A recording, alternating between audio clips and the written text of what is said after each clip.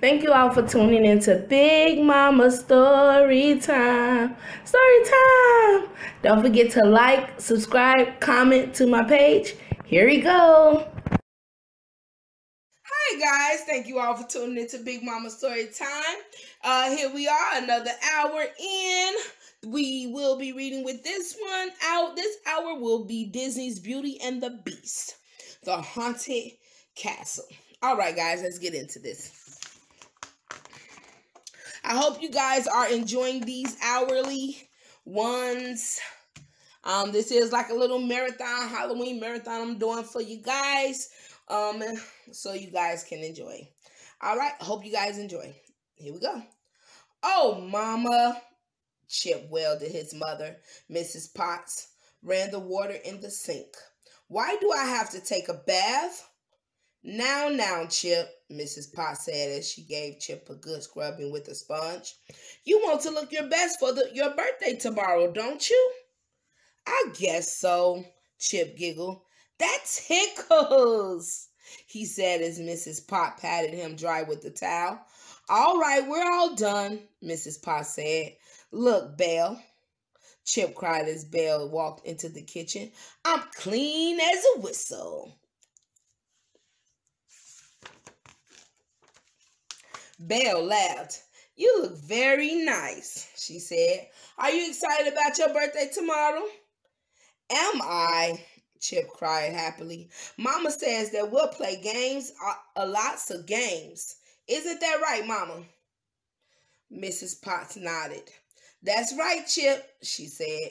Do you think I'll have a birthday cake too? Chip asked Belle. Well, I don't know, Belle said, winking at Mrs. Potts. I guess you'll just have to wait and see. Just then, Chip yawned. All right, Chip, time for bed, Mrs. Potts said as she nudged him toward the china cabinet. But how can I sleep when I'm so excited about my birthday? Chip asked, yawning again. Oh, I think you'll manage, Mrs. Potts said as she gave him a quick kiss. Good night. Good night, Chip, Belle said. Good night, Chip said. His eyelids were very droopy. In another minute, he was fast asleep. A few hours later, Chip woke up with a start. The kitchen was very dark. There wasn't even a crack of light coming in from the door to the hallway. Everyone must be asleep, Chip thought. He blinked sleepily. Suddenly, he heard a long, slow creak, and then the rattle of metal. It must be coming from the silverware drawer, thought Chip. Who's there?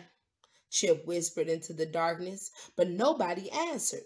Then the noise stopped, but soon it started again, more quickly this time. Chip shivered. Come out and show yourself, he said, trying to be brave. He wished that there were some light in the kitchen. He couldn't see a thing. Suddenly, the drawer closed with a bang. Then Chip heard footsteps and the low click of the door closing.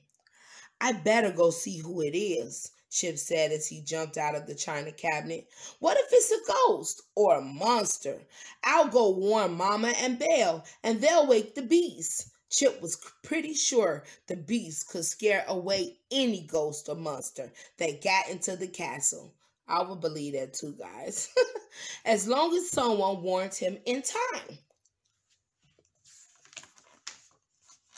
Carefully, Chip climbed down from the table and hopped into the hall. Someone had forgotten to close the curtains, and the light of the moon shone into the hallway.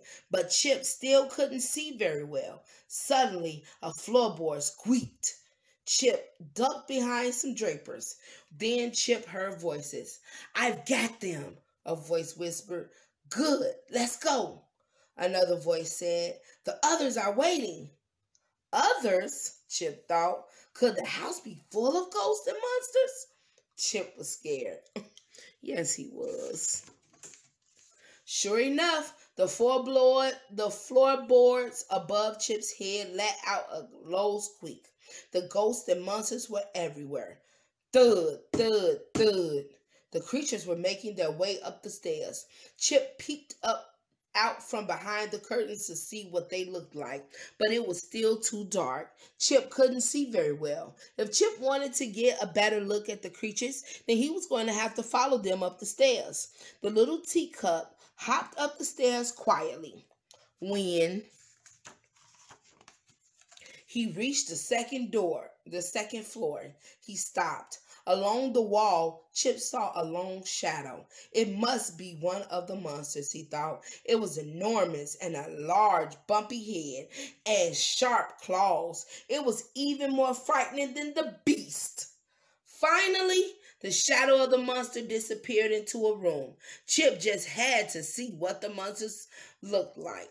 So he decided to go in. He took a deep breath and quickly hopped to the floor and let it swing open. When he saw what was inside, he let out a gasp. "Chip!" Belle cried. "What are you doing up so late?" "My heavens!" Cogsworth, the mantel clock, shouted as he dropped the large present he was carrying. We haven't even finished decorating for your surprise breakfast birthday party yet." "Surprise party?" Chip asked. "You mean there are no ghosts or monsters?" "Goodness, no," said Lumiere, the candelabrum. "Why were you in the kitchen?" Chip asked. Cogsworth held up a pair of scissors. "We needed these from the silverware drawer," he explained, "to cut the streamers." Oh, man. Surprise is ruined. Belle laughed. "Well," she said, "I guess this really was a surprise." Chip grinned. He was glad that the surprise had turned out to be a party and not a bunch of ghosts and monsters. "Thanks, everyone," he said happily. "This is the best birthday surprise ever." All right, guys, that is the end of Beauty and the Beast. Let's see what that was again. Beauty and the Beast, the Haunted Castle. All right, guys, come back in an hour. The next one I will be reading is Disney Pixar's Toy Story and Beyond. We are almost done with this book. We have one more after this, and then we will be finished with our Halloween marathon book reading. All right, guys, thank you all for tuning in. Bye.